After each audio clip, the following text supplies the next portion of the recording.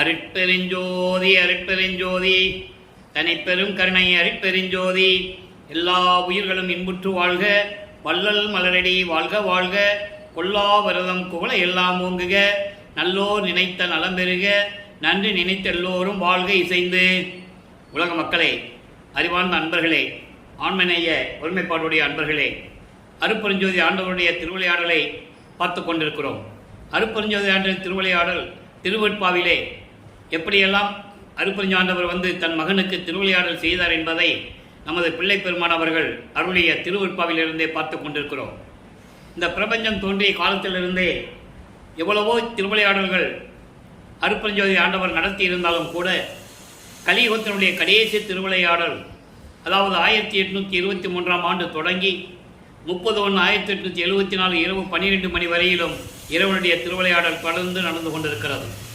காரணம், இந்த சமயங்களும் மதங்களும் மார்க்கங்களும் உருவாகி 4 யுகங்களிலுமே, கிரேத யுகம், திரேத யுகம், துவார யுகம், கலியுகம், இந்த 4 யுகங்களிலுமே சமயங்களும் மதங்களும் மார்க்கங்களும் உருவாகி அதனுடைய தலைவர்களுக்கு கர்த்தாக்களுக்கு ஏற்றபடி ஆலயங்களை அமைத்து வழிபாட்டு முறைகளை அமைத்து மக்களை வழிபட செய்து விட்டார்கள். அது காலங்காலமாக நடந்து கொண்டிருக்கிறது. அப்போ யுகங்களுடைய காலம் முடிந்தவுடனே இந்த சமயங்களும் மதங்களும் மார்க்கங்களுடைய நிலையும் மாறுகிறது. எல்லாம் முற்றி முடிந்த பிறகு, முழுவதுமாக நீங்கிய பிறகு, இந்த உலக மக்களுக்கென்று ஒரு மார்க்கம் வேண்டும் என்பதற்காக சுத்த சன்மார்க்கத்தை அருட்பெருஞ்சோதி ஆண்டவர் நிறுவி ஏற்படுத்தி அதை தன் மகன் கையில் கொடுத்து செயலாற்றுவதற்காக தனது மகனை, தனது அருளால் பெற்றெடுத்த ஒரு ஆண்மகனை, செல்வப்பிள்ளை என்று பெயரிட்டு வளர்த்து கொண்டிருந்த மகனை ஒரு தாயின் வழியாக இந்த பூலோகிற்கு வருவிக்க செய்தார் அருட்பெருஞ்சோதி ஆண்டவர். அப்படி தன் மகன் வருவிக்க விட்ட இடம் மருதூர் என்ற ஒரு கிராமத்திலே. அந்த நிலைகள் எல்லாம் ஏற்படும் போது அருட்பெருஞ்சோதி ஆண்டவர் எப்படியெல்லாம் திருவிளையாடல் செய்தார் என்பதை, ஒரு தாயின் கருவறையிலே இருக்கும்போது எப்படி திருவிளையாடல் நடந்தது என்பதையும், அதன் பிறகு 5 மாத குழந்தையாக நமது பிள்ளை பெருமான் அவர்கள் இருக்கும்போது தில்லையிலே சிதம்பரத்திலே எப்படி சிதம்பர ரகசியத்தை அருட்பெருஞ்சோதி ஆண்டவர் தன் மகனுக்கு காட்டினார் என்பதையும் எல்லாம் பார்த்து விட்டோம். 1823ஆம் ஆண்டு தொடங்கிய திருவிளையாடல் 1874 ஆண்டுகள் வரை, அதாவது 51 ஆண்டுகள், 51 ஆண்டுகளை 8 ஆண்டுகளாக பிரித்து தன் மகனுக்கு எப்படியெல்லாம் அருளை கொடுத்து கொண்டிருக்கிறார் என்பதை தான் நாம் திருவெட்பாவிலிருந்தே பார்த்து கொண்டிருக்கிறோம். வல்லப்ப மாணவர்களை வருவிக்க உற்று முதல் 8 ஆண்டுகளில், அதாவது வருவிக்க உற்ற பிறகு தாயின் கருவறையில் இருக்கும்போது நடந்த திருவிளையாடல்கள், தில்லை தளத்திலேயே சிதம்பர ரகசியத்தை பார்த்த திருவிளையாடல், இதெல்லாம் ஏற்கனவே வல்லப்ப மாணவர்கள் சுத்த சன்மார்க்கத்தை பெற்ற பிறகு தெளிவாக கூறியிருப்பார்கள். அந்த விளக்கங்களை எல்லாம் நாம் பார்த்து விட்டோம். இப்போ 1ஆம் ஆண்டிலிருந்து அந்த 8 ஆண்டுகளுக்குள் என்ன நடந்தது என்பதை பார்த்து கொண்டிருக்கும் பொழுது பிள்ளைப்பெருமானவர்களை கல்வி சாலையிலே போய் சேர்க்கிறார்கள். அதாவது பள்ளிக்கூடத்தில் சேர்க்கிறாங்க. அவரால் பாடம் கற்க மனம் இல்லை என்பதை விட இறைவனுடைய திருவிளையாடல் அங்கே நடந்து கொண்டிருக்கிறது. அதனால் எந்த ஆசிரியரிடமும் போய் கல்வி கற்கவில்லை, யாரையும் குருவாய் ஏற்றுக்கொண்டதில்லை, யாரிடமும் தீட்சை பெறவில்லை. இந்த நிலையில் இருக்கும்போது வல்லப்பெருமான் அவர்கள் 8 ஆண்டுகளை கடந்து விட்டார். 2வது 8இல் வரும்போது 9வது ஆண்டில் அருட்பெருஞ்சோதி ஆண்டவர் தன் மகன் முன் தோன்றி, நீ என்னால் வருவிக்க உற்றவன் மகனே, ஞானத்தை பெற்றுக்கொள், மற்ற அருள்களை எல்லாம் முன்பருவம் பின்பருவம் காட்டி உனக்கு அருள் செய்வேன் என்று கூறி மறைந்து விடுகிறார். அதன் பிறகு இவருக்கு மறைப்பு நிலை ஏற்படுகிறது. எதுவுமே அவருக்கு தெரியாது. அப்போ சமயங்களும் மதங்களும் மார்க்கங்களும் சூழ்ந்திருந்த அந்த காலகட்டங்களில் இவரும் சைவ சமயத்தில் இருந்து வந்ததனால், சைவ குலத்தில் இருந்து வந்ததனால், வருவிக்க உற்றதனால் இவரும் சிவபெருமானை நமச்சிவாய் என்றும், சிவாய நம என்றும், சிவசிவாய் என்றும், ஓம் சிவாய நம என்றும், மாசிலாமணி என்றும் பல பெயர்களிலே அழைத்து கொண்டு வழிபட்டு கொண்டிருக்கிறார். அப்போ திருவருள் முறையீடு உதயமாகிறது. திருவருள் முறையீடு மொத்தம் 232 பாடல்களை கொண்டது. இன்று 224வது பாடலுடைய விளக்கத்தை பார்க்க போகிறோம். இறைவனிடம் எப்படி முறையீடு செய்கிறார், இறைவனால் வருவிக்க உற்றன் மகன் என்று தெரிந்த பிறகும் கூட வெளியே யாற்றையும் சொல்லவும் முடியாது, சொல்லவும் கூடாது. இந்த நிலையில் இருக்கும்போது திருவருள் முறையீடிலே எப்படியெல்லாம் இறைவனை நினைத்து முறையீடு செய்கிறார் என்பதையும், தனக்கு எப்படியெல்லாம் அருளை கொடுக்க வேண்டும் என்று வேண்டுகிறார் என்பதையும் பார்த்து கொண்டிருக்கிறோம். 224வது பாடல், பதிகம் 6, திருவருள் முறையீடு. மனக்கேதம் மாற்றும் மருந்தே, பொது ஒளிர் மாணிக்கமே, கனக்கேதுர என் கருத்து அறியாமல் சுழல் கழலுகின்ற தனக்கோர் பால் சென்று அடியேன் இதயம் தளர்வது எல்லாம் நினக்கே தெரிந்தது. எனக்கே அருள நினைத்து அருளே, எனக்கே அருள நினைத்து அருளே என்று இந்த பாடலை அருளியிருக்கிறார்கள். இந்த பாடலுடைய விளக்கம் பாருங்க. அதாவது, மனதில் உள்ள துன்பங்களை நீக்கும் மருந்தே, இறைவா, மனதில் இருக்கிற துன்பங்களை எல்லாம் நீக்கக்கூடிய இறைவனே, அம்பலத்திலே ஒளிர்விட்டுக் கொண்டிருக்கின்ற மாணிக்கமே, கனக்கேதுர என் கருத்து அறியாமல் கழலுகின்ற, அதாவது வறுமை வந்து சேர என்னை அறியாமலேயே எனக்கு வறுமை வந்து சேர. வறுமை என்பது, அதாவது இறைவனிடமிருந்து எந்த அருளையும் பெற முடியவில்லை, வீட்டிலிருந்து நிம்மதியாக இருக்க முடியவில்லை. இவர் வருவிக்க உற்றதனால் ஏற்பட்ட சொந்தங்கள், இவர்களிடமிருந்து கேலிகளும் கிண்டல் பேச்சுகளும் அவமானங்களையும் தாங்கிக் கொண்டிருக்கிறார் நமது பிள்ளை பெருமானவர்கள். இது உலகியலிலே இயற்கை. ஒரு ஆண் குழந்தை வீட்டுக்கு அடங்காமல் பெற்றோருடைய பேச்சை கேட்காமல் தெரிந்து கொண்டிருந்தால் பேசுவது இயற்கை. அதை நீங்கள் நல்லா புரிஞ்சுக்கணும். இவர் உலகிலிருந்து வந்ததனால் இந்த பேச்சுகள் எல்லாம் அவர் சகித்து கொண்டிருக்கிறார். ஆனால் இவருக்கு தெரியும், இறைவனால் வருவிக்க விட்டவன் என்ற நிலை தெரிந்து விட்டது. அப்போ பொறுமையாக இருந்து கொண்டிருக்கிறார். அப்போ இறைவனிடம் வேண்டுகிறார். எப்படி மனதில் இருக்கின்ற துன்பங்களை எல்லாம் நீக்கக்கூடிய இறைவனே, அம்பலத்திலே ஒளிர்விட்டு கொண்டு பிரபஞ்சம் முழுவதும் ஒளி வீசிக் கொண்டிருக்கின்ற மாணிக்கமே, எனக்கு துன்பங்கள்லாம் வந்து சேர என்னை அறியாமலேயே எனக்கு துன்பங்கள்லாம் வந்து சேர, வறுமை வந்து சேர, என்னை அறியாமலேயே செல்வந்தர்கள் என்று சொல்பவர்களிடம், செல்வந்தர்கள், இவன் பணக்காரன், காசு வச்சிருக்கான், நீ போய் அவங்ககிட்ட ஏதாவது உதவி கேளு என்று சொல்லுகிறார்கள். அப்படி செல்வந்தர்கள் என்று சொல்பவர்களிடம் போய், இந்த அடியேன் உனது மகன் உள்ளம் குறுகி கூனி நிற்பது உனக்கு தெரிந்ததுதான். எவ்வளவு அற்புதமாக முறையீடு செய்ய பாருங்க. எல்லாம் சொல்றாங்க, செல்வந்தர்கிட்ட போய் ஏதாவது கேள் அப்படின்னு சொல்றாங்க. அப்படி செல்வந்தர்கள் என்று சொல்பவர்களிடம் நான் போய் உள்ளம் குறுகி நின்று அங்கே நிற்பது உனக்கு தெரிந்தது தானே. நான் போகாட்ட கூட போகணும்னு சொல்றாங்க. அப்போ இந்த நிலையில் இருக்கும்போது மனம் நொந்து துன்பப்பட்டு கொண்டிருக்கிறேன். அப்படிப்பட்ட எனக்கு நீ அருள வேண்டும் என்று நினைக்க வேண்டும். உன் மகனாயிற்றே, உன்னால் வருவிக்க முற்றவனாயிற்றே நான், நீ எனக்கு அருள வேண்டும் என்று நினைத்து எனக்கு அருள வேண்டும். ஐயோ, மகன் துன்பப்படுகிறானே என்று சொல்லி நினைத்து எனக்கு அருள வேண்டும் என்று சொல்லி முறையீடு செய்கிறார். இப்போ 13வது ஆண்டில் ஞானத்தை பெற்றுக் கொள்ளுகிறார். ஞானத்தை பெற்றுக்கொண்ட பிறகு முதலாக சென்னையிலே ஏழுகணர் பகுதியிலிருந்து தெரு பேர் வீராசாமி முதலியார் தெருன்னு சொல்லுவாங்க. அந்த தெருவில் இருந்து திருவொற்றியூர் போனால் இவர் நடந்துதான் போகணும். அவர் நடந்துதான் போகணும். அப்போ அவருக்கு பறக்கும் சக்தி இல்லை, நினைச்ச இடத்துல போய் நிற்கிற சக்தி இல்லை. அந்த நிலையில் இருக்கும்போது இவர் முதலாக திருவொற்றியூர் செல்லுகிறார். தியாகராஜ பெருமானை வழிபட்டு அவரிடம் விண்ணப்பம் வைத்து எப்படியாவது அருளை பெற்றுக்கொள்ள வேண்டும் என்று திருவொற்றியூர் செல்லுகிறார். இப்போ வல்லப்பமானவர்கள் 2வது எட்டில் இருந்து கொண்டிருக்கிறார். அதாவது 13வது ஆண்டிலிருந்து 16 ஆண்டுகளுக்குள் இருந்து கொண்டிருக்கிறார்.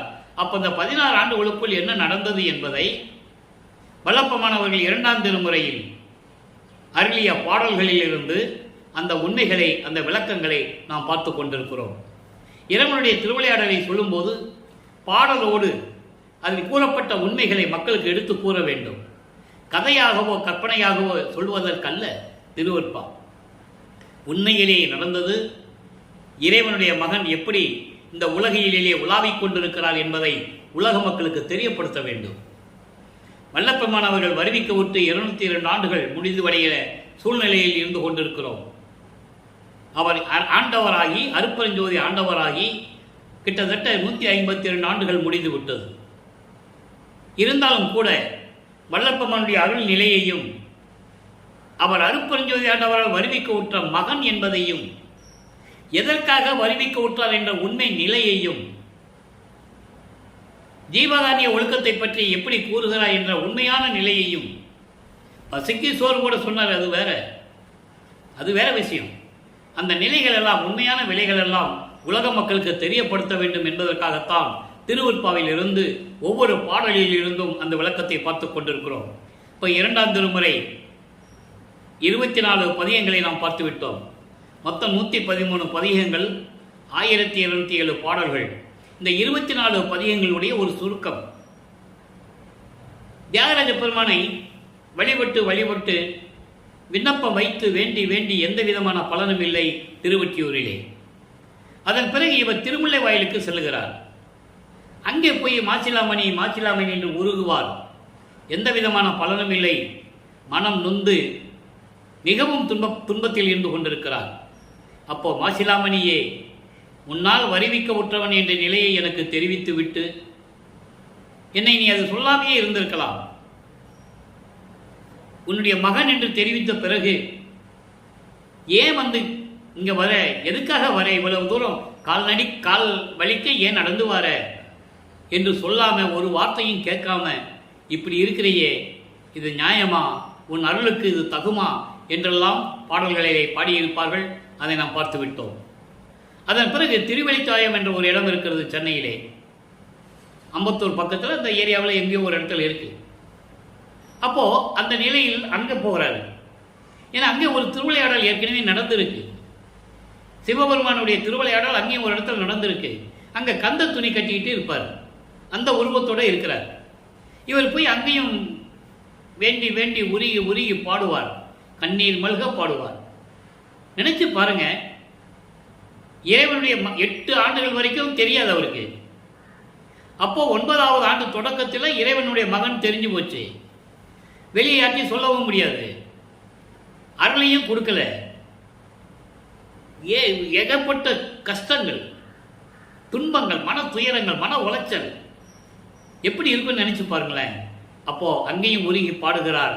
ஒரு பிரயோஜனம் இல்லை. ஏன் இப்படி நிற்கிற, கந்த துணி கட்டிக்கிட்டு, உனக்கு வேறு துணியே கிடைக்காதா?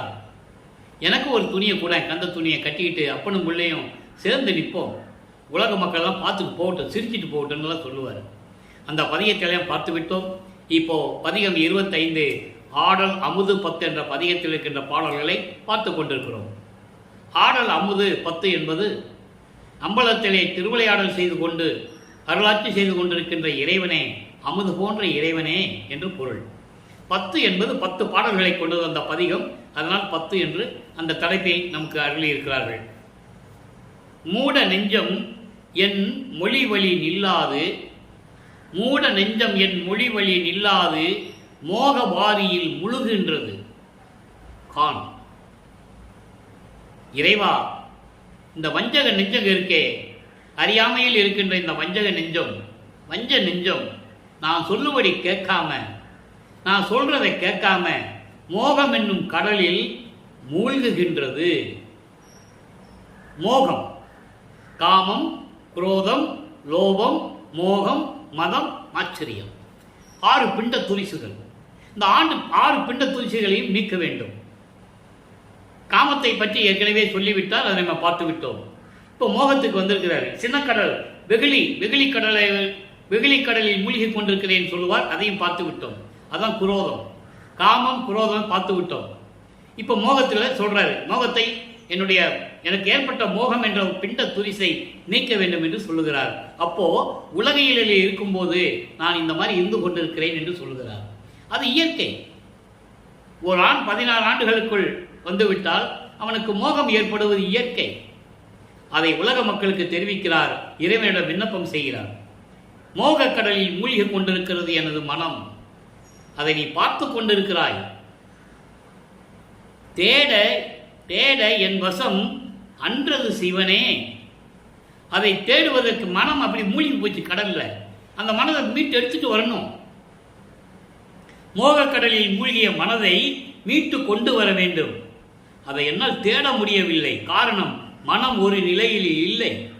மனம் ஒரு குரங்கு என்று சொல்லுவார், மனதை மான் என்று சொல்லுவார். மான் போல தாவி தாவி சென்று கொண்டிருக்கிறது என்று சொல்லுவார். அப்படிப்பட்ட மனதை தேட என் வசம் முடியாது சிவனே. என்னால் முடியலப்பா, இந்த மனசை அடக்க முடியல. திருவருள் கடல் திவலை ஒன்று ஊருமே. அதாவது உன்னுடைய திருவருள் கடல் போன்றது. அந்த கடலில் இருக்கின்ற ஒரு துளி இருக்குதே, திவல் என்பது துளி, ஒரு துளி. ஒரு துளி அருள் கிடைச்சா, உன்னுடைய திருவருள் கடலில் என்கின்ற அந்த திருவருள் ஒரு துளி எனக்கு கிடைச்சா போதும்.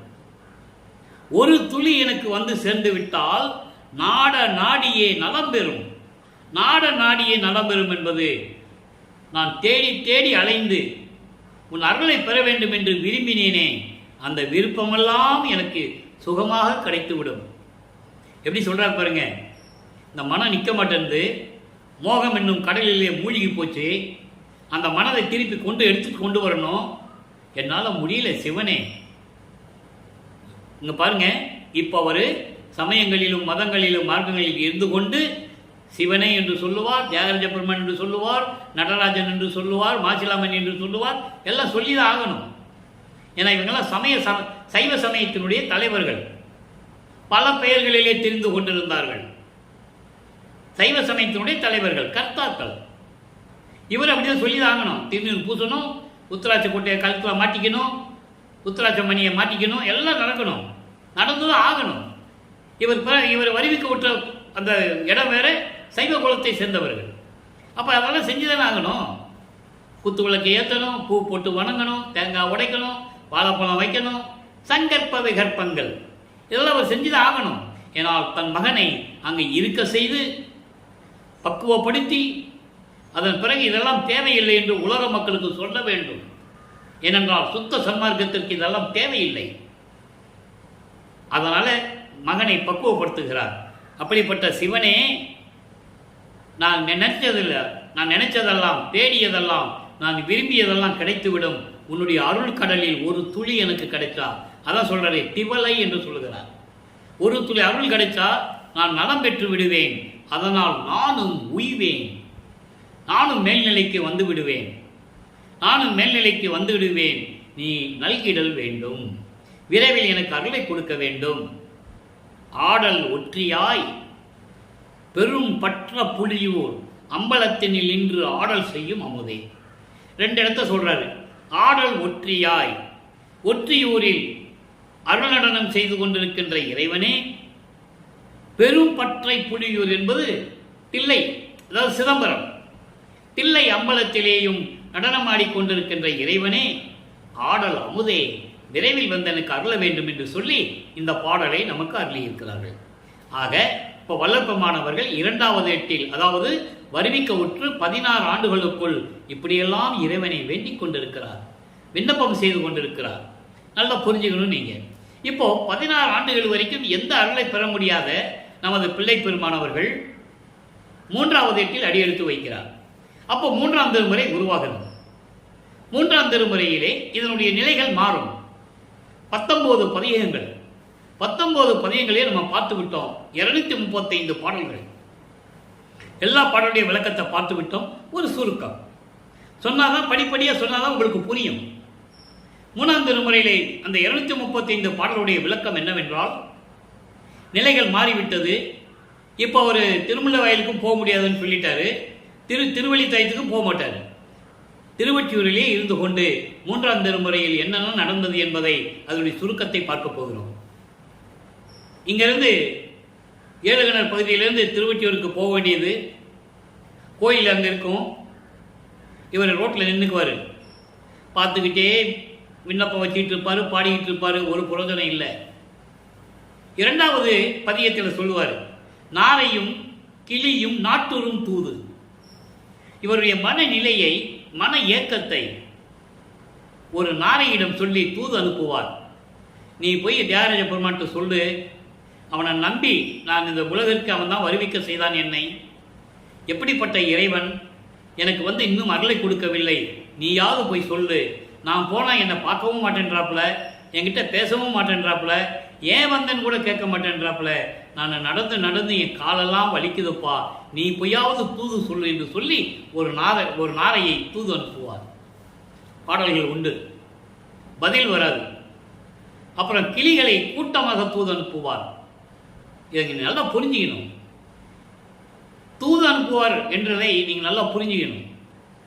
தன்னுடைய மனநிலையை, மன ஏக்கத்தை, மனதில் இருக்கின்ற தவிப்பை, தான் படுகின்ற துன்பங்களையும் அவமானங்களையும் தனக்கு ஏற்பட்ட இழிவுகளையும் தாங்க முடியாமல் நேராக போனால் இறைவன் என்ன கேட்கறது இல்லை, ஏன் வந்தன் கூட கேட்கறது இல்லை.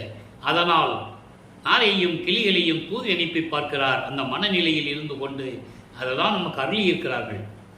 அந்த நிலைகள் மாறின உடனே அதுக்கப்புறம் திருவிழா திறம், திருவிழா பேரு, ஜோதிட நாடல், குறி ஆராய்ச்சி, இப்படி பதியங்கள்லாம் நம்ம பார்த்தோம். ஒரு பெண்ணை குறைச்சி பின்னிட்டு போய் குறி கேட்பது போல பாடல்களை அறிவிப்பார்கள். எந்த பிரயோஜனம் இல்லை. குறி ஓடினா தானே, சோழி விழுந்தா தானே குறி சொல்றதுக்கு. அப்புறம் ஒரு ஜோதிடம் பார்க்கிறவர்கிட்ட போய் ஜோசியம் பார்க்க போவார். இந்த மாதிரி திருவொற்றியூரில் இருக்கின்ற இறைவன், நான் அவனால் வருவிக்க உற்றவன், அவர் மனநிலையை கூறுகிறார். அவன் மீது நான் காதல் கொண்டுள்ளேன், என்னை இன்னும் வந்தவர் அருளை கொடுக்கவில்லை, வருவாரா வரமாட்டாரா என்று தெரியவில்லை, அருளை கொடுப்பாரா கொடுக்க மாட்டாரா என்று தெரியவில்லை, நான் எப்படி மேல்நிலைக்கு செல்வதென்றும் எனக்கு தெரியவில்லை, இந்த உலகிலே இருந்து கொண்டு இவ்வளவு துன்பப்பட்டு கொண்டிருக்கிறேன் என்று சொல்லி ஒரு ஜோதிடர்கிட்ட போய் தாதவன் கேட்பது போல அந்த பாடல்கள் எல்லாம் அருளியிருப்பார்கள், பார்த்து விட்டோம். இறுதியாக இவர் பவனி வருகிறார். திருவொற்றியூரில் இருக்கின்ற தியாகராஜ பெருமான் பவனியை பார்ப்பதற்காக பவனி வருகிறார் என்று சொல்லுகிறார்கள். இவர் பவனியை பார்ப்பதற்காக இறைவன் மீது உள்ள காதலால், அன்பினால், மன மகிழ்வோடு அங்கே நின்று பவனியை பார்ப்பதற்காக அங்கே நின்று கொண்டிருக்கிறார். அப்போ ஒவ்வொரு பாடலிலும் எப்படியெல்லாம் நடந்தது என்பதை கூறியிருப்பதை பார்த்து விட்டோம். எப்படியெல்லாம் கூறியிருப்பார் என்பதை பார்த்து விட்டோம்.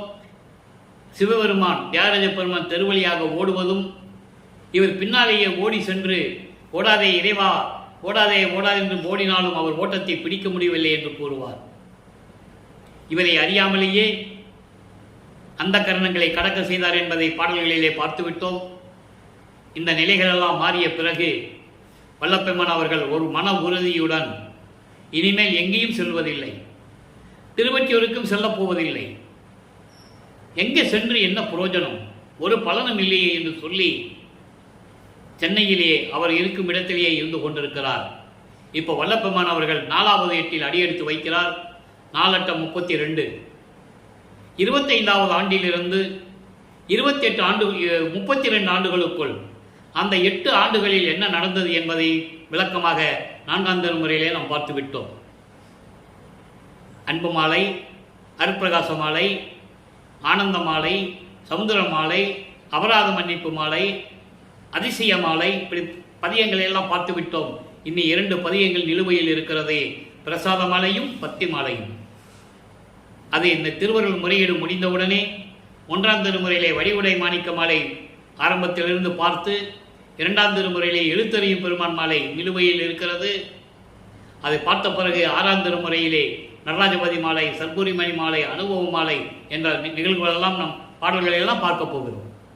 இப்போ இந்த நிலையில் இருக்கும்போது 27வது ஆண்டு தொடக்கத்தில் அவர் குடும்பத்தில் கல்யாணம் பண்ணிக்கணும்னு முடிவு பண்ணிட்டாங்க.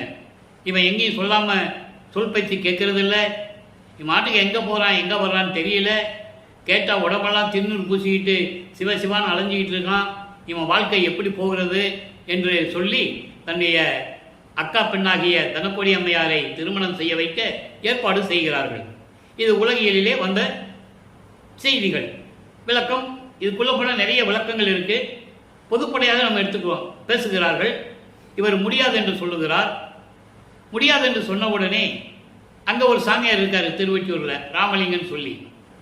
இவங்களுக்கெல்லாம் அவர் சாமியாருன்னு தான் தெரியும், ஆனால் அங்கே இருக்கிறது அருப்பெருஞ்சோதி ஆண்டவர். அவர் சொன்னால் இவர் கேட்பாருன்னு சொல்லி இவர் அவர்கிட்ட கூப்பிட்டு போகிறாங்க. இதெல்லாம் ஒரு திருவிளையாடல் மாதிரி நடக்குது, நல்லா புரிஞ்சுக்கணும். அப்போ இவர் சரின்னு சொல்கிறார். அங்கே போனால் சாமியாரை பார்க்க போனான்னு இவர் சரின்னு சொல்கிறார். இப்போ இவருக்கு சுத்த சன்மார்க்கம் இருக்கிறது தெரியும், நல்லா கவனிக்கணும். சுத்த சன்மார்க்கத்தை வாங்கலை, சுத்த சன்மார்க்கம் இருக்கிறது தெரியும், அருட்பெருஞ்சோதி ஆண்டவர் தான் இறைவன் தெரியும், இவர் சமயங்களையும் மதங்களையும் மார்க்கங்களையும் விட வேண்டும், உலகப்பற்றை துறக்க வேண்டும். அதற்கு முன்னால் தனக்கொடி அம்மையாருக்கு தாலி கட்ட வேண்டும். அது காலத்தின் கட்டாயம், ஏற்கனவே நிர்ணயிக்கப்பட்டது, விண்ணுலகத்திலே நிர்ணயிக்கப்பட்டது. அந்த பாடலையெல்லாம் நாம் பார்த்து விட்டோம். ஒரு மாது பெற்ற மகன் பொருட்டாக உவந்து முன்ன ஒரு மாமனாகி வழக்குரைத்தாய், என் வழக்கு உரைத்ததற்கு இரு நிலத்து போல் வேடங்கட்டி இருத்திகளோ, திருமால் வணங்கும் பதத்துவா யான் உன் சிறுவன் என்றே என்றெல்லாம் கூறுவார். அந்த பாடலுடைய விளக்கத்தில்தான் பார்த்து விட்டோம். நீ என்ன சொன்ன? அந்த பொண்ணுக்கு மாமனாகி நீ தான் தாலி கட்டணும்னு சொன்ன. நான் ஒத்துக்கிட்டேன். ஆனால் ஒத்துக்கிட்ட பிறகு நீ என்ன சொல்லிட்ட? விண்ணுலகத்துக்கும் இரு நிலத்து போல், விண்ணுலகத்துக்கும் மண்ணுலகத்துக்கும் யாருக்கு நீ யாருன்னு தெரியக்கூடாது. என்ன திருவிளையாடல் நடந்தாலும் வெளியே சொல்லக்கூடாது, நீ வேஷம் மட்டும் தான் போடணும்னு சொல்லிட்டேன் அப்படின்னு அங்கே சொல்லுவார். அந்த பாடலாம் நம்ம பார்த்துட்டோம். ஏன்னா விளக்கமாக சொல்லணும் மக்களுக்கு, கதையாகவோ கற்பனையாகவோ சொல்லக்கூடாது, சொல்ல முடியாது. அப்போது கல்யாணத்துக்கு ஒத்துக்கிட்டாரு, இவர் தாலி கட்டி தான் ஆகணும். அப்போது அந்த திருமணத்தின் போது பிரம்மனும் திருமாலும் ருத்திரன் மகேஸ்வரன் சதாசிவம் போன்ற 5 தொழில்களை செய்யக்கூடிய தலைவர்களும் வந்து கொண்டிருக்கிறார்கள். அங்கே அமர்ந்திருக்கிறார்கள், வானவர்கள் இருக்கிறார்கள். இவரை வாழ்த்துவதற்காக பாடலில் சொல்றாரு, எல்லாற்றுக்குமே திருவொற்பாவிலே ஆதாரங்கள் உண்டு, உண்மைகள் தான் இங்கே விளக்கமாக சொல்லிக் கொண்டிருக்கிறோம். இறைவனுடைய தயவாலையும் கருணையாலையும் என்னென்ன நடந்தது என்பதை திருவொற்பாவிலே இருக்கின்ற விளக்கத்தை தான் பார்த்து கொண்டிருக்கிறோம். கதை அல்ல, கற்பனை அல்ல என்று நான் சொல்ல கடமைப்பட்டிருக்கிறேன். அருட்பிரகாச மாலையிலே தெளிவாக சொல்லுவார். 95வது பாடலிலே, மனப்போது வீற்றிருந்தான், எனது திருமணத்தின் போது வீற்றிருந்தான் திருமால் பிரம்மன் ருத்திரன் போன்ற தேவர்கள் எல்லாம். அதே நேரத்தில் என் தந்தையும் தாயும் வரவில்லை என்று என் மனம் எப்படி துடித்தது தெரியுமா எல்லாம் கூறுவார்.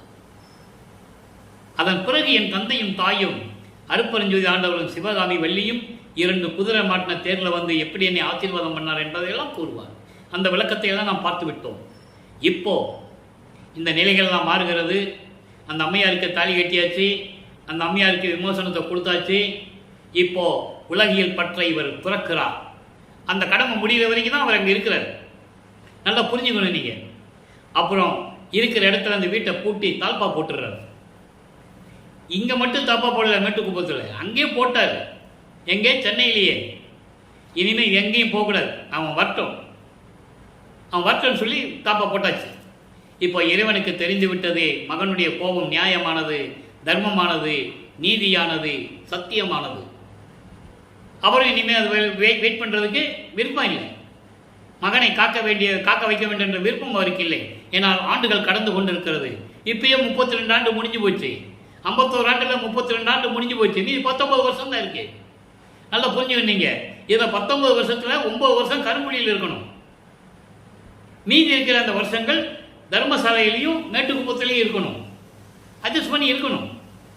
அப்போ அந்த நிலையில் இருக்கும்போது இறைவன் எப்படி விண்ணுலகத்திலிருந்து வந்து பெருவழியாக கால் வலிக்க நடந்து வந்து கதவை திறந்து ஒரு கால் உள்ள வச்சு ஒரு கால் வெளியே வச்சு, ரொம்ப முக்கியமான இடம் அது. அதை பாடலிலே சொல்லுவார். அற்புதமாக இருக்கும். அவ்வளவு உடம்பு பூரிக்கும், புன்னகையோடு மகிழ்வோடு இருக்கும்.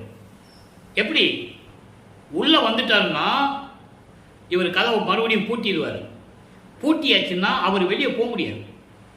வெளியே போகலைன்னா இன்னும் 19 வருஷம் திருவிளையாடல் இருக்கு, முடிவடையாது. இவர் நினைச்சிட்டு இருப்பாரு. பாடலாம் உண்டு, பாடல சொல்லியிருக்காரு. மனதிடம் சொல்லுவார். ஒருத்தன் வருவான், இப்போ நான் கதவை பூட்டிட்டேன். ஒருத்தன் வருவான், கையில காப்போட வந்து நிற்பான், என்னை ஏமாத்துவான். கதவை திறந்துடாத, அவனா திறந்து உள்ள வரட்டும். உள்ள வந்த பிறகு நீ கதவை பூட்டிடு. அற்புதமாக இருக்கும் அந்த பாடலாம். யார் சொன்னது? மக்கள்கிட்ட ஒண்ணுமே சொல்லலை. வளர்ப்பெருமாளை பத்தி சோறு போட சொன்னார். அதோட அந்த வட்டத்துக்குள்ளேயே அவரை வச்சுட்டு முடிச்சு விட்டாங்க. அப்போ இவர் வருவாரு. அவருக்கு தெரிஞ்சு போச்சு, இவன் உள்ள போனா பூட்டிடுவான்னு சொல்லி ஒரு காலை உள்ள வச்சு ஒரு காலை வெளியே வச்சு கதவை திறந்த வா மகனேன்னு சொல்லி கூப்பிடுவாரு. நீ உள்ள வான்னு கூப்பிடுவாரு. இல்லை இல்லை நீங்க வாங்க அப்படின்னு சொல்லி கூப்பிட்டு அரவணைச்சு ஒவ்வொரு பாடலிலும் எப்படி அருளை கொடுத்தார் என்பதை 100 பாடல்களிலே நாம் பார்த்து விட்டோம். இப்போ எல்லாம் வாங்கியாச்சு. நல்லா கவனிக்கணும். எல்லாம் வாங்கியாச்சு, தத்துவங்களை எப்படி கடக்கணும்னு சொல்லியாச்சு, தத்துவ சித்தியை வாங்கியாச்சு.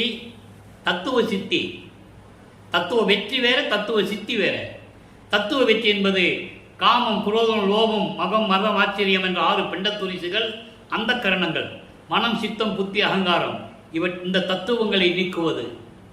அந்த தத்துவ வெற்றி தான் இப்போ நம்ம பார்த்துக்கிட்டு இருக்கோம், பாடல்களை பார்த்துக்கிட்டு இருக்கோம். இப்போ இவர் தத்துவங்களை கடந்து சென்று கொண்டிருக்கிறார். அதை பாடலிலே கூறியதை எல்லாம் உங்களுக்கு விளக்கமாக நான் கூறிவிட்டேன். இருந்தாலும் இன்று ஒரு நாள் கூட கூறுவதற்கு கடமைப்பட்டிருக்கிறேன்.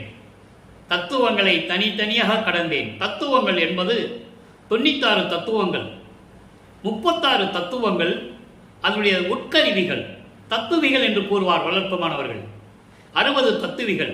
இந்த 36 தத்துவங்களுக்கு உடையவர்கள். ஆன்ம தத்துவம் 24, அது பிரம்மனுக்கு உரியது. விஷ்ணு தத்துவம் 7, அது திருமாலுக்குரியது. ஈஸ்வர தத்துவம் அது ருத்திரனுக்குரியது. ஏற்கனவே நான் இது விளக்கங்கள் நிறைய கொடுத்திருக்கிறேன். 4 வருடங்கள் நம்ம பேசியிருக்கிறோம். யூடியூப்ல 1000 பதிவு பண்ணி வச்சிருக்கேன், நீங்க பார்க்கலாம். எல்லா விளக்கங்கள் அதில் இருக்கு. அப்போ இதெல்லாம் கடந்து போகணும். இந்த தத்துவிகள் 60 வந்து மகேஸ்வரனுக்கும் சதாசிவத்துக்கும், இதையெல்லாம் கடந்து இவர் போகணும். அப்போ தத்துவங்களை தனித்தனியாக கடந்தேன். தத்துவாதீத நிலையில் சித்தியல் முழுதும் தெரிந்தேன். அவை மேல் சிவநிலையை தெரிந்திட சென்றேன். நல்லா கவனிக்கணும், அதான் அண்டர்லைன், முக்கியமான வார்த்தை. எங்க சென்றாரு? அண்டங்களை கடந்து, வெளிகளை கடந்து, பரவெளி, பரம்பரவெளி, பராபரவெளி, பெருவெளி, பெருசுகவெளி, வெட்டவெளி எல்லாம் கடந்து சுத்த சிவஞான வெளிக்கு போகணும். அதன் கடவுள் நிலை அறிந்து அமயமாகக்கூடிய வெளி, 16வது வெளி, ஞானத்தில் ஞானம். அந்த வெளிகளை எல்லாம் கடந்து போகணும். அப்போ இவர் பற்றுகளை திறந்து விட்டார், திருநீறு பூசுவதை நிறுத்திவிட்டார். அது சைவ சமயத்தினுடைய அடையாளம் என்று சொல்லுவார். அந்த பாடலுடைய விளக்கத்தில் நம்ம பார்த்துட்டோம். சைவ சமயத்தினுடைய அடையாளம், சுத்த சன்மார்க்கத்தின் அடையாளம் என்ன? ஒண்ணுமே இல்லை. இந்த சங்கற்ப விகற்பங்கள் இருக்கக்கூடாது. விட்டுவிட்டார்.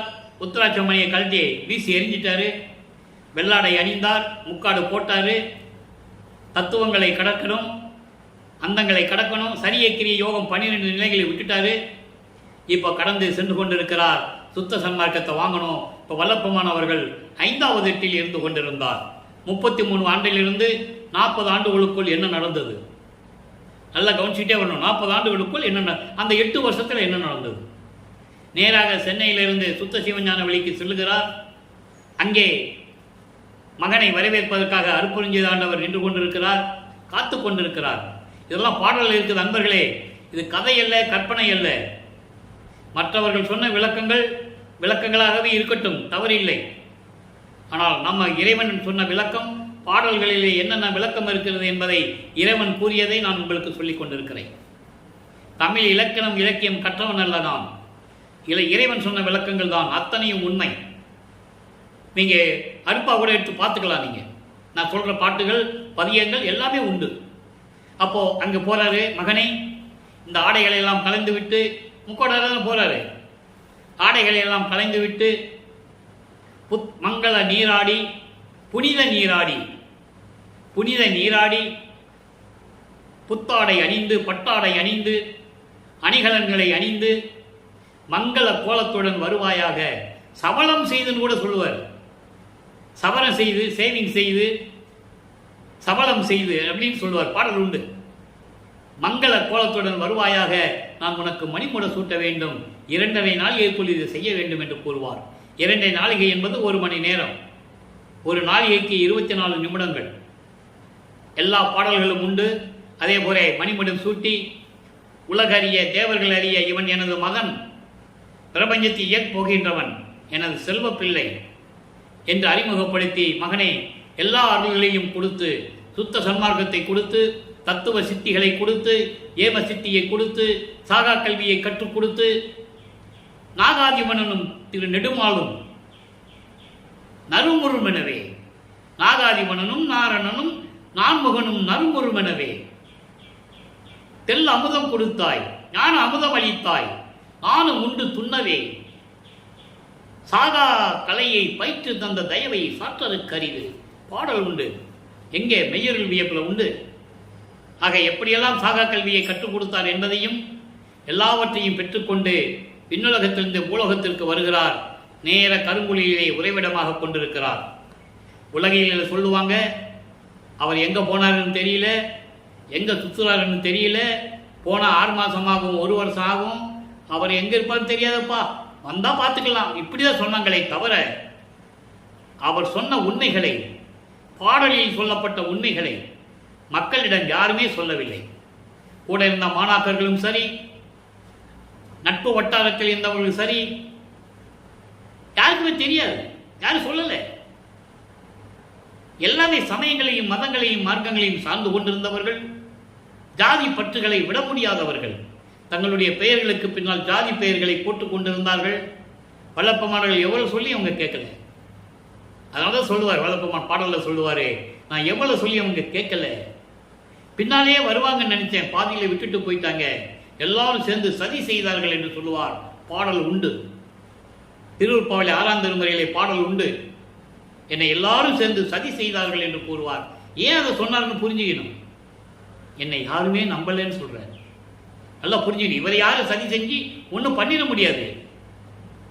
அவருடைய மன வருத்தத்தை கூறுகிறார். நான் இவ்வளவு சொல்லியே யாரும் கேட்க மாட்டேன்ட்டாங்க, அந்த நிலையை அங்கே கூறுவார். அப்படிப்பட்ட நிலையில் இருக்கும்போது கருங்குழியிலே உரையிடமாக கொண்டார்கள். அங்கே 9 ஆண்டுகள் இருந்துவிட்டு அங்கே விடைபெற்றுக் கொண்டு இங்கே பார்வதிபுரத்திலே, பார்வதிபுரம் மக்கள் தானமாக கொடுத்த இடத்திலே தர்மசாலையை நிறுவுகிறார். இப்போ வல்லப்பமான் அவர்கள் 41வது ஆண்டிலிருந்து 48 ஆண்டுகளுக்குள் இருந்து கொண்டிருக்கிறார். நல்லா புரிஞ்சுக்கணும். நீங்க அந்த 8 ஆண்டுகளுக்குள் இருந்து கொண்டிருக்கிறார். எந்த ஆண்டை எப்படியெல்லாம் கரெக்டாக யார்ட்டையும் சொல்ல முடியாது. தர்மசாலையை நிறுவியது 23/5/1867. நமக்கு தேவை தர்மசாலையை நிறுவினார் 1867ஆம் ஆண்டு. நிறுவி அன்றே அணைய அடுப்பை ஏற்படுத்தி பசியோடு வருகின்றவர்களுக்கு பசியாற்றுகிறார், பசியை போக்குகிறார் நமது இறைவன் வல்லப்பெருமானவர்கள். அங்கேதான் ஜீவகானிய ஒழுக்கம் ஆரம்பமாகிறது. ஜீவகானிய ஒழுக்கத்தை நம்ம பின்னால் சொல்ல போகிறோம். இவர் இங்கே தர்மசாலையிலிருந்து இங்கே விடைபெற்றுக் கொண்டு எப்போ மேட்டுக்குப்பம் போகிறாரோ அப்போதான் நம்ம ஜீவகானிய ஒழுக்கத்தை சொல்ல முடியும். அதன் பிறகு மேட்டுக்குப்பத்தில் இருக்கும்போது எப்படி சபையை நிறுவினால் அதுக்கான நிகழ்வுகளாக என்ன நடந்தது என்பதை அதுக்கப்புறம் சொல்ல முடியும்.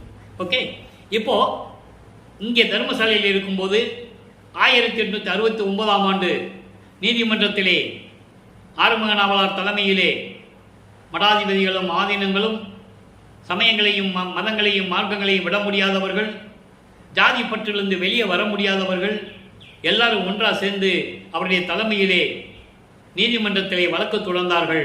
திருவொற்பா அல்ல அது. ராமலிங்கம் என்பவர், ராமலிங்கம் பிள்ளை என்பவர் எந்த கல்லூரியிலும் படிக்கவில்லை, புலவர் பட்டம் பெறவில்லை, இலக்கண இலக்கிய பிள்ளைகளோடு பாடல்களை ஏற்றிக் கொண்டிருக்கிறார். சமயங்களையும் மதங்களையும் மார்க்கங்களையும் ஜாதிகளையும் சாடிக்கொண்டிருக்கிறார். எங்கள் மனம் வருந்துகிறது, அந்த பாடல்களை எல்லாம் மறுப்பா என்று அறிவிக்க வேண்டும் என்று சொல்லி நீதிமன்றத்திலே வக்காலத்து வாங்கி வழக்கு தொடர்ந்து விட்டார்கள். வழக்கு விசாரணைக்கு வருகிறது. வாதி அங்கே சென்று கொண்டிருக்க, வாதி அங்கேதான் இருக்கிறார் ஆறுமுக நாவலர். பிரதிவாதி நமது பிள்ளைப்பெருமானவர்கள், நமது இறைவனவர்கள் அங்கே செல்ல வேண்டும். நல்லா கவனிக்கணும். இப்போ வல்லப்பெருமானவர்கள் எல்லா சக்தியும் பெற்றவர். நினைச்ச இடத்துல இருப்பார். ஒரு நொடியில அண்டங்களை கடந்து போவார். ஒரே இடத்துல பல உருவங்களை இருக்கக்கூடிய சக்தியெல்லாம் பெற்றுவிட்டார். அப்போ அங்கே இருக்கிறவங்களாம் ஆறுமுக நாவலர் உட்பட எல்லாருமே பார்த்துட்டு இருக்காங்க. ஆஹா, ராமலிங்கம் வரலப்பா, கேஸ் நம்ம பக்கம் தான் ஜெயிக்கும், சந்தோஷத்தில் இருக்கிறாங்க. அப்போ அந்த நீதிமன்றத்திலே ஊழியர் கூப்பிடுகிறார், ராமலிங்க பிள்ளை ராமலிங்க பிள்ளை ராமலிங்க பிள்ளை என்று கூப்பிடுகிறார். அங்கே நிற்கிறார். அப்போ கூட அவரை பற்றி யாருக்கும் தெரியல. நல்லா புரிஞ்சுக்கணும். நீங்க எங்க இருந்தாரு, எப்படி திடீர்னு வந்தாரு, எல்லாமே ஆச்சரியப்பட்டு நின்றுட்டு இருக்காங்க. இவரை ஒரு சாதாரண மனிதன் என்று நினைத்துக் கொண்டிருக்கிறார்கள். அதான் உண்மை. ஏதோ சில சக்திகள் அபூர்வமா ஏதோ இருக்கு அப்படிதான் நினைச்சாங்களே தவிர இவர் இறைவன் மகன், பிற்காலத்தில் அருட்பெருஞ்சோதி ஆண்டவராக வரக்கூடியவர் என்ற நிலை யாருக்குமே தெரியாது, கூட இருந்தவங்களுக்கே தெரியாது. அப்போ நீதிபதி இவர் கூப்பிட்ட உடனே இவர் உள்ள போறாரு. நீதிபதி பார்க்கிறார், இவர் காட்சி கொடுக்கிறார். நீதிபதி எந்திரிச்சு நிற்கிறாரு. நீதிபதி எந்திரிச்சு நிற்க வேண்டிய அவசியம் இல்லை, நிற்கக்கூடாது. ஆனால் இவரை பார்த்தவனை எந்திரிச்சு நின்ன உடனே எல்லாருமே எந்திரிச்சு நிற்கிறாங்க.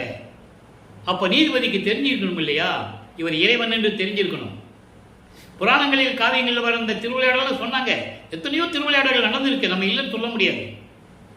முருகன் கோர்ட்டுக்கு போனது, சிவபெருமான் கோர்ட்டுக்கு போனது, காஞ்சி காமாட்சி கோர்ட்டுக்கு போனது, சமயபுரம் மாரியம்மா கோர்ட்டுக்கு போனது, எல்லாம் நடந்திருக்கு. அதனுடைய விளக்கங்களுக்குள்ள நம்ம போக வேண்டாம், நிறைய பேச வேண்டியிருக்கும். அப்போ இவர் அங்கே போனதை இறைவன் காட்சி கொடுத்தான்னு ஏன் சொல்லலை? நல்லா புரிஞ்சுக்கணும் நீங்க. அந்த காழ்ப்புணர்ச்சி இருந்தது, காழ்ப்புணர்ச்சி. அப்போ அந்த நிலையில் இருக்கும்போது நீதிபதி எந்திரிச்சு, இவங்க எல்லாம் எந்திரிச்சு நின்னாங்க. ஆறுமுக நாவலர் உட்பட எல்லாரும் எந்திரிச்சு நின்னாங்க. நீதிபதி கேட்கிறாரு, ஏன் எந்திரிச்சு நீங்கன்னு கேட்கிறாரு. எந்திரிச்சு நின்னா தள்ளுபடி ஆகாது, நல்லா கவனிச்சுக்கணும்.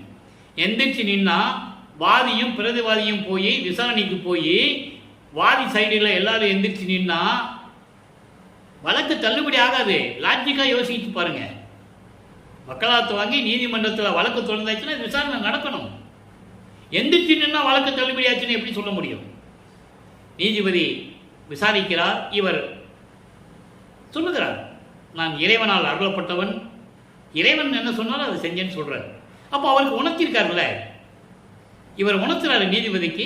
அவர் தீர்ப்பளிக்கிறார், திருவருட்பாவை மறுப்பா என்று அறிவிக்க முடியாது, மக்களுக்கு ஏற்றது, இதில் எந்த விதமான தவறு இல்லை என்று சொல்லி தீர்ப்பளிக்கிறார். அதை பெற்றுக்கொண்டு வெற்றிகரமாக மறுபடியும் தர்மசாலைக்கு வந்தவுடனே இங்கே இருந்து கொண்டு எந்தெந்த நிலைகள் எல்லாம் இருந்தார் என்பதை உத்தரஞான சிதம்பரம் மாலையிலே பார்த்து விட்டோம். அதன் பிறகு தன்னுடைய மனநிலையை தோழியிடம் சொல்லுவது போல எப்படியெல்லாம் பாடல்களிலிருந்து நமக்கு அருள் இருக்கிறார்கள் என்பதையும் பார்த்து விட்டோம். இப்போ என்ன நடக்குதுன்னா, தத்துவ வெற்றிக்கு முன்னால, அதாவது ஒன்னாம் திருமுறையில் திருவருள் முறையீடு நம்ம பார்த்தோம். இறைவனிடம் சமயங்களிலும் மதங்களிலும் மார்க்கங்களில் இருக்கும்போது எப்படி முறையீடு செஞ்சாருன்னு பார்த்துட்டோம். இப்போ இங்க வந்த பிறகு இன்னும் நிறைய வேலைகள் இருக்கு. அப்ப இறைவனிடம் முறையீடு செய்கிறார். தர்மசாலையில் இருந்து கொண்டு இறைவனிடம் முறையீடு செய்கிறார். திருவருள் விளைதல் என்ற ஒரு பதிகம், 13வது பதிகம். அது ஏற்கனவே நிலுவையில் இருந்தது. எத்தனை பதிகங்களை பார்த்துட்டோம் நம்ம. அது ஏன் இந்த தருணத்தில் சொல்ல வேண்டியது, அதனால்தான் அது நிலுவையில் வைத்துவிட்டு இன்று நாம் சொல்லுகிறோம். செய்வகை அறியேன் மன்றுள் மாமணி நின் திருவுள்ள குறிப்பையும் தெரியேன். உய்வகை அறியேன் உணர்விலேன் அந்தோ உரு கண் மேல் உறும் கொள் என்று உழைந்தேன். மெய்வகை அடையேன் வேறு எவருக்கு உரைப்பேன். வினையனேன் என் செய் விரை கேள். பொய்வகை உடையேன் எங்கனம் புகுவேன். புலையனேன் புகழ் அறியேனே. நீ வருவிக்க செய்து விட்டாய். இதுவரையிலும் நான் யார் என்று யாருக்கும் சொல்லவில்லை. உனது மகன் என்று நான் சொல்லவே இல்லை. அப்ப நான் என்ன பண்ண முடியும்? என்ன செய்தன்னு எனக்கு தெரியல. நீதிமன்றத்தில் கொண்டே நிறுத்திட்டான், அங்கேயும் போயிட்டு வந்தாச்சு. எனக்கு என்ன செய்தன்னு தெரியல. சத்தியஞான சபையிலே இருக்கின்ற அருட்பெருஞ்சோதி ஆண்டவரே, எந்த சத்தியஞான சபை? அங்க மேல. இன்னைக்கு சத்தியஞான சபை நிறுவல. அப்போ சுத்த சிவஞான வழியில் இருக்கின்ற சத்தியஞான சபையில் நடனம் ஆடிக்கொண்டிருக்கின்ற இறைவனே, அருட்பெருஞ்சோதி ஆண்டவரே, உன் திருவுள்ளத்தில் என்னதான் நினைத்துக் கொண்டிருக்கிறாய்? உய்வகை அறியேன். இதுக்கு மேல்நிலைக்கு நான் போக வேண்டாமா? அடுத்த நிலை என்ன என்பதை நீ எனக்கு சொல்ல வேண்டாமா? உணர்விலே எனக்கு தெரியலையே அப்பா. ஐயோ, துன்பம் மேல் துன்பம் வந்து கொண்டிருக்கிறதே. உருகன் மேல் உறும் கொல் என்று உழைந்தேன். மனம் வருத்தப்பட்டு கொண்டிருக்கிறேன். இவ்வளவு அருளை கொடுத்து, இவ்வளவு அருள் வல்லமையை கொடுத்து, இப்போ மனம் நொந்து கொண்டிருக்கிறேன். நான் என்ன செய்வது?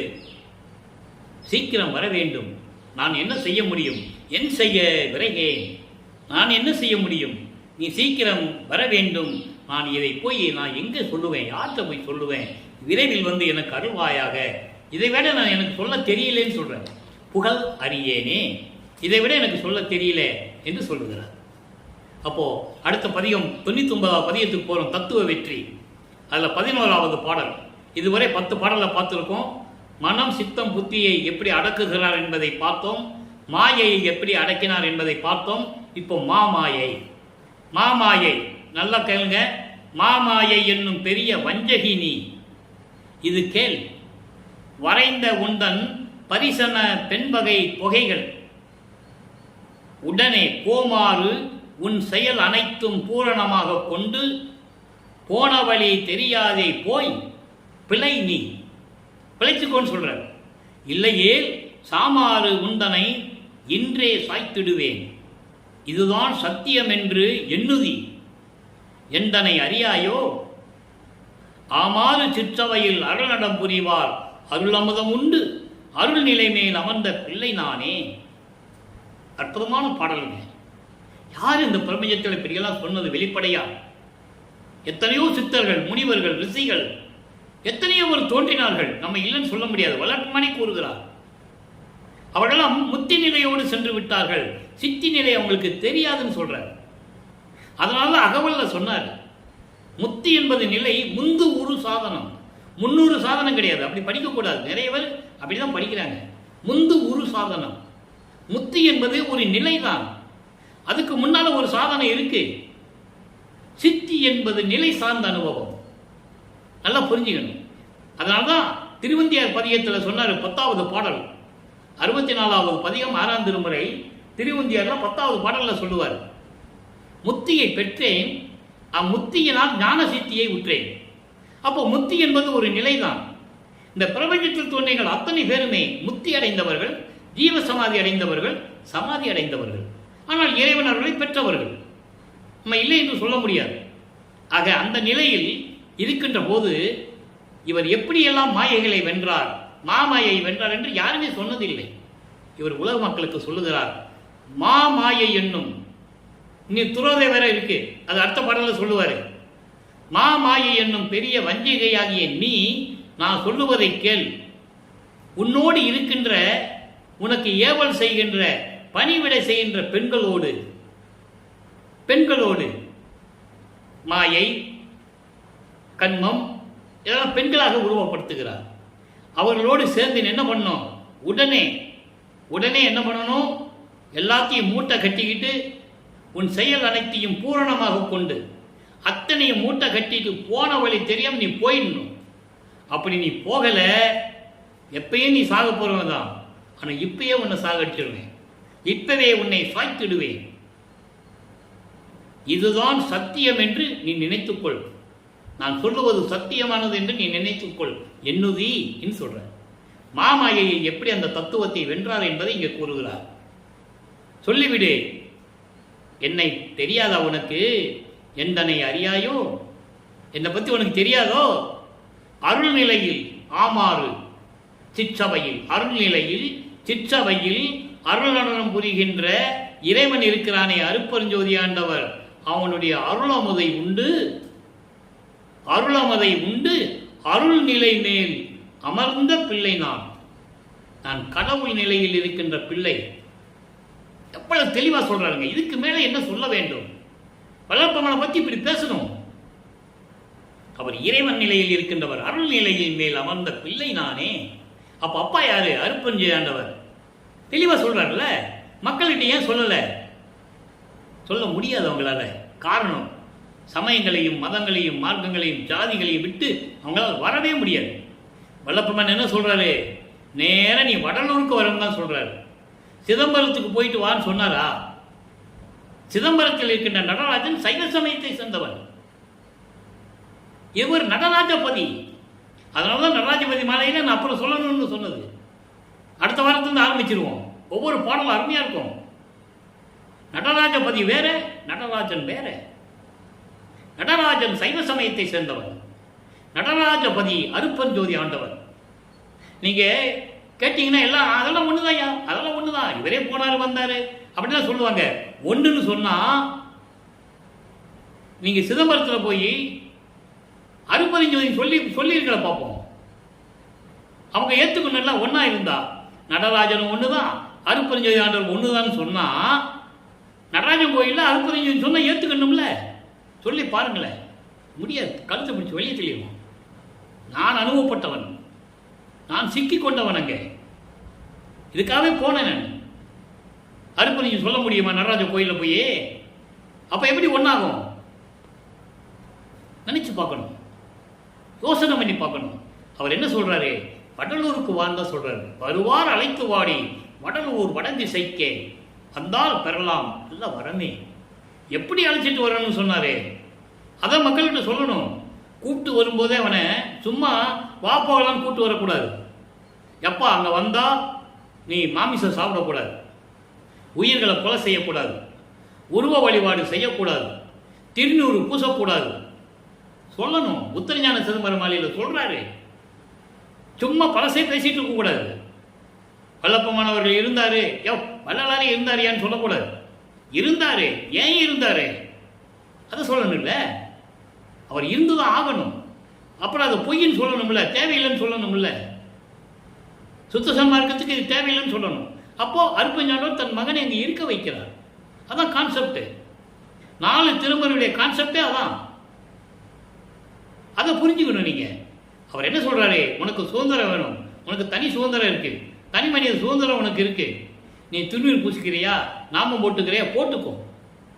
அது சமயங்களையும் மதங்களையும் மார்க்கங்களையும் சார்ந்தது.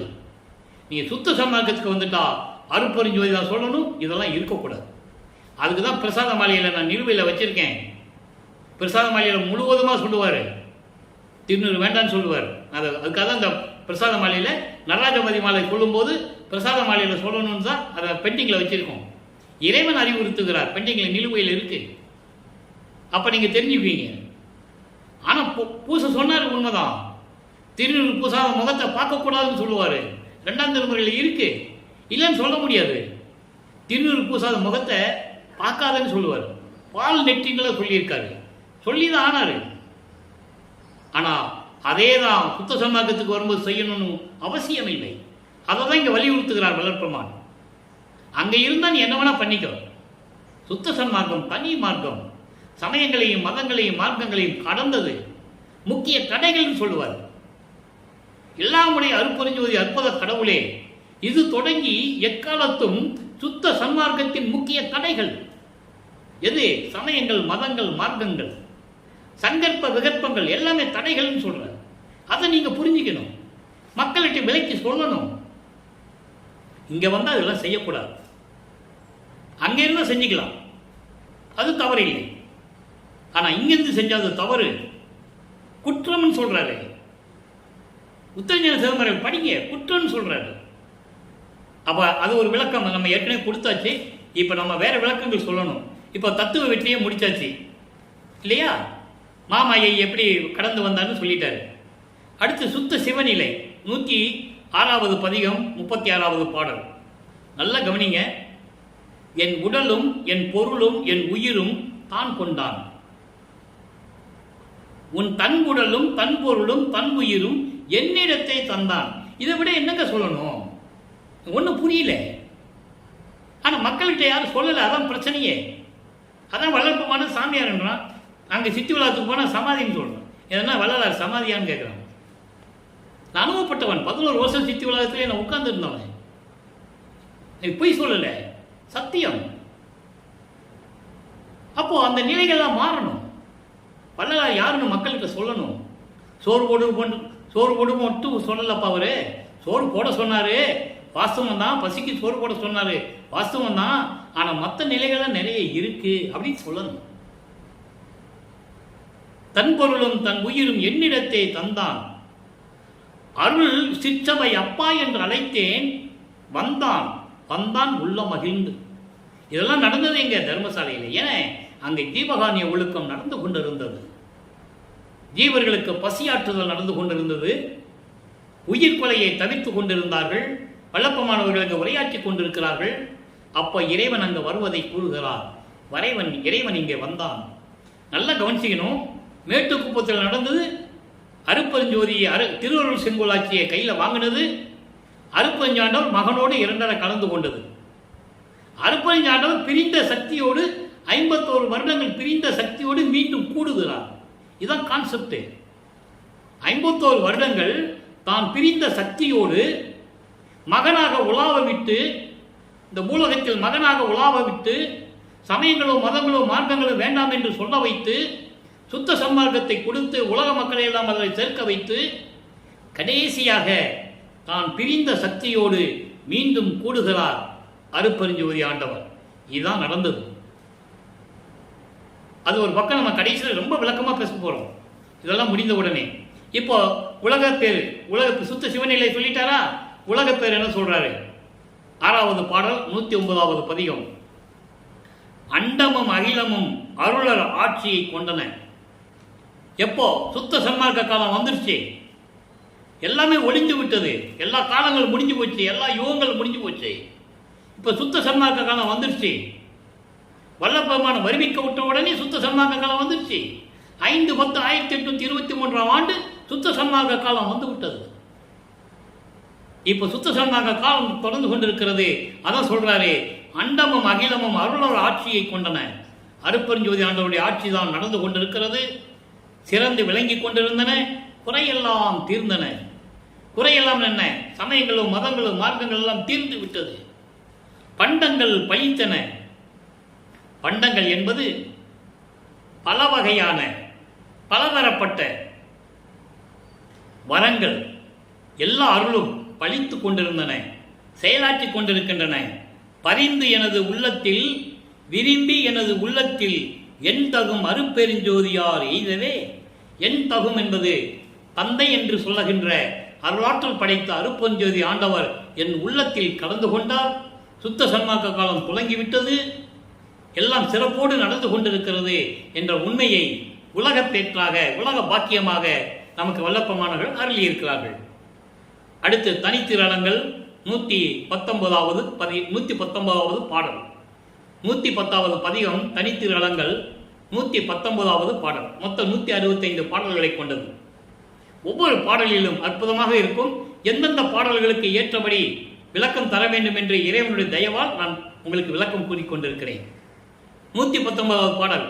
வானாகி வான் நடுவே மண்ணும் ஒளியதனில் தானாகி, வானாகி சன்மார்க்கர் உள்ளிருக்கும் தேனாகி, இத்தெல்லமுதாய் தித்திக்கும் தேவே, நீ யானாகி என்னுள் இருக்கின்றாய் என்னேயோ. வானாகி, அந்த வான் நடுவிலே, எல்லா வழிகளையும் கடந்து வான் நடுவிலே நிலைவேறு, மண்ணும் என்பது நிலையாக நின்று கொண்டிருக்கின்ற அருட்பெருஞ்சோதி வடிவில் ஒளியதானாகி, ஒளியதானாகி என்பது அருட்பெருஞ்சோதி வடிவில் இருக்கின்ற இறைவன் தானாகி வானாகி சன்மார்க்கத்தில் உள்ளிருக்கும். யாருக்குள்ள இருப்பாரு? இறைவன். சுத்த சன்மார்க்கத்தை தழுவியவர்கள் உள்ளத்தில் தான் இருப்பாரு. ஏன்னா அவன்தான் புலையும் தவிர்த்திருக்க முடியும். அவன்தான் ஜீவகாரணியத்தை ஒழுக்கத்தில் இருக்க முடியும். அவனுக்கு தான் உயிர் இரக்கம் இருக்கும், உயிர் நேயம் இருக்கும், பரிவு இருக்கும், தயவு இருக்கும். அப்படிப்பட்ட உள்ளத்தில் இருக்கின்ற தேனாகி தெல்லமுதாய் தித்தித்திக் கொண்டிருக்கின்ற இறைவனே. எல்லாருமே இறைவனால் படைக்கப்பட்டவர்கள் தான், நல்லா கவனிக்கணும் நீங்க. ஆனால் யார் உள்ளத்தில் இருப்பார்? எல்லாருமே இறைவன் படைத்தவர்கள் தான். எல்லா ஜந்துக்களையும், எல்லாமே அசையும் அசையா பொருள்கள் எல்லாத்தையுமே படைத்தது இறைவன் தான். ஆனால் இறைவன் யார் உள்ளத்தில் இருப்பார் என்பதுதான் முக்கியம். சுத்த சன்மார்க்கர் உள்ளத்தில் தான் இருப்பார். அதனால சொல்றாரே, எல்லாரையும் சுத்த சன்மார்க்கத்துக்கு கூப்பிடுறார். அப்படிப்பட்ட இறைவனே, என்னுள் இருந்து எல்லா செயல்களையும் செய்து கொண்டிருக்கிறாய், எதற்காக என்று எனக்கு தெரியவில்லை என்று கூறுகிறார். அடுத்து மெய்யரில் வியப்பு 19வது பாடல். இந்த 119வது பாடலுக்கு மெய்யரில் வியப்புல 19வது பாடல்ல ஒரு விளக்கம் இருக்கு. நல்லா கவனிங்க. இடமும் வளமும் இது என்று தெரியாது இருந்த என்னை. இடது வளமும் என்றால் எதுவுமே தெரியாத நிலை, எது நல்லது கெட்டதுன்னு தெரியாது. அப்ப அது எந்த வயது? 9வது ஆண்டு. வருவிக்கப்பட்ட 9வது ஆண்டில் எதுவுமே தெரியாத அந்த ஆண்டில் என்னை ஆட்கொண்டாயே. இருந்த என்னை எல்லாம் அறிவித்து அருள் செய்த கருணை எதற்காக? எதற்காக? என்னை ஏன் ஆண்டு கொண்டு இவ்வளவு கருணை செய்தாய் என்பது எதற்காக? நடம் செய் இடமும் எனக்கு நன்று காட்டியே. நல்லா கவனிக்கணும். இங்கே நடம் என்பது என்ன? ஆடுகின்ற சேவடி. நடம் செய்யும் இடம் எது? சுத்த சிவஞான வெளி. ஆடுகின்ற சேவடி எது? இடது காலை ஊன்றி வலது காலால் நடனமாடுவது, அது ஆடுகின்ற சேவடி. ஆடுகின்ற சேவடிக்கை ஆளானை மாளாத யாக்கை பெற்றேன் என்று கூறுவார். அப்படியெல்லாம் எனக்கு நன்றாக காட்டி என்னை வளர்க்கின்றாய், நல்ல அமுதம் ஊட்டியே, அமுதம் ஊட்டினை வளர்க்கின்றாய் என்று கூறுகிறார். இறுதியாக ஒரே ஒரு விளக்கம். 113வது பதிகம் அம்பலவாணர் வருகை 18-19வது பாடல். கூப்பிடுறாரு தர்மசாலையில் நின்றுட்டு வளர்ப்பமானவர்கள். அப்பாவை கூப்பிடுறாரு, ஆதியும் அந்தமும் இல்லா அருப்பெருஞ்சோதியரே இங்கு வாரி. அங்கே விண்ணுலகத்திலிருந்து என்ன பண்ற, இங்க வான் கூப்பிடுறாரு. அந்த பாடலாம் நம்ம பார்த்துருக்கோம். அங்க இருந்துட்டு என்ன பண்ற, நான் மகன் இங்க இருக்கிற, இங்க வான் கூப்பிடுறாரு. ஆதியும் அந்தமெல்லாம் தோன்றிய அருப்பெருஞ்சோதியரே இங்கு வாரீர், வேதியரே இங்கு வாரீர். வேதியரே என்பது எல்லாவற்றையும் நீக்குகின்றவர். மாயை, மயக்கங்கள், துன்பங்கள், துயரங்கள் போன்றவற்றையெல்லாம் நீக்கக்கூடிய இறைவன். அதான் வேதியரே என்று சொல்லுகிறார். ஆடல் கொண்டீர் திருவம்பலத்தே, திருவம்பலத்திலே இருந்து திருவிளையாடல் செய்து கொண்டிருக்கிறீர் என்ற பாடல் கொன்றீர். நான் சொல்லுவதையெல்லாம் முறையீடுகளையும் விண்ணப்பங்களையும் பாடல்களையும் ஏற்றுக்கொண்டீர், இங்கு வாரீர். உலகத்துக்கு வாங்கன்னு கூப்பிடுறார் தர்மசாலை இருந்துகிட்டு. காரணம், அங்கதான் ஜீவகாரியம் ஒழுக்கம் நடந்துகிட்டு இருக்கு. அதான் சொன்னாரு, கடவுள் வழிபாடு என்பதை ஜீவகாரியம் ஒழுக்கம் என்று சொன்னார். மோட்ச வீட்டின் திறவுகோல் என்று சொன்னார். அப்ப மோட்ச வீட்டின் திறவுகோல்னா அதை திறக்கணும்னா சுத்த சன்மார்க்கம் இருக்கணும். இதான் சாவி திறக்காது, கள்ள சாவி ஆயிடும். சோறு போட்டா மட்டும் எல்லாம் நடந்துடாது. சுத்த சன்மார்க்கத்தில் இருக்கணும். அதான் திறவுகோல் என்று சொன்னார். சுத்த சன்மார்க்கம் தான் திறவுகோல். ஆக இப்படியெல்லாம் இருக்கின்ற இறைவனே பூலோகத்துக்கு வாரீர், கூட வல்லீர் இங்கு வாரீர். என்னோடு கலந்து கொள்வதற்காக இங்கே நீ வர வேண்டும் என்று கூப்பிடுகிறார். தர்மசாலையிலே கூப்பிடுகிறார். நடந்தது மேட்டுக்குப்பம். நல்லா புரிஞ்சுக்கணும். அப்பா இன்னும் 3 ஆண்டுகள் பாக்கி இருக்கிறது. எனவே அன்பர்களே, இன்று நாம் பார்த்த திருவிளையாடல் பதிவெல்லாம் உங்களுக்கு என்னுடைய விளக்கங்கள்லாம் புரிந்திருக்கும் என்று நான் கருதுகிறேன். நீங்களும் சுத்த சன்மார்க்கத்தில் இணைந்து கொலையும் குலையும் தவிர்த்து ஜோதி வழிபாடு செய்து அருப்பெருஞ்சோதி அருப்பெருஞ்சோதி தனிப்பெருங்கனை அருப்பெருஞ்சோதி என்ற மகாமந்திரத்தை உச்சரித்து இறைவனுடைய அருளையும் செல்வங்களையெல்லாம் பெற்று இந்த வையகத்திலே நீங்கள் மனைவியோடும் மக்களோடும் உறவினர்களோடும் நோயற்ற வாழ்வில் வாழ வேண்டும் என்று இந்த வள்ளலார் ஊழியன் இறைவனுடைய தயவாலையும் கருணையாலையும் வேண்டி விடைபெறுகிறேன். மீண்டும் நாளை சந்திப்போம். நன்றி, வணக்கம். அருப்பெருஞ்சோதி அருப்பெருஞ்சோதி தனிப்பெருங்கருணை அருப்பெருஞ்சோதி. நாளையும் இறைவனுடைய திருவிளையாடல் தொடரும். கண்டு மகிழ்ந்து இறைவன் அருளை பெற்றுக் கொள்ளுங்கள்.